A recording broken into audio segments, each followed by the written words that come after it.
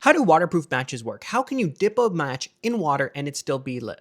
Well, to understand that, first you need to understand how a regular match works. Now, the most common match that people have is called a safety match. How a normal safety match works is there's two main components. There's the oxidizer, which is usually at the head of the match, and then there's a highly reactive point, which is usually the strike patch, which is on the back of the matchbox. So essentially, as you strike the match against the matchbox, it creates friction, which creates heat, which causes a chemical reaction. The heat causes a tiny amount of the red phosphorus on the matchbox to convert into white phosphorus, which is a vapor. Now, this vapor is so reactive that in low temperatures, it immediately reacts and ignites. Now, this initial ignition wouldn't really cause anything, except it causes the tip of the match, which is potassium chlorate, which is the oxidizer, to start to decompose.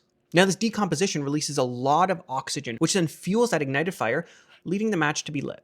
And then that sustained fire ignites the wax-covered matchstick, and then you have a match. Then how normal waterproof matches work is they just put a hydrophobic layer all over a normal safety match. So this can usually be like a wax type thing.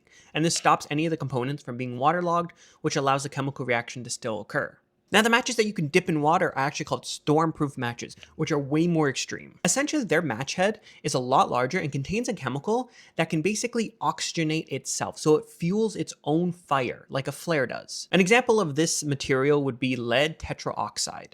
Now, this chemical allows the match to stay lit even through severe windstorms, rain, and even sometimes being submerged into water for a little bit. Sorry for making this weird video, I just found this super interesting. I wanted to know about it, so I'm teaching you.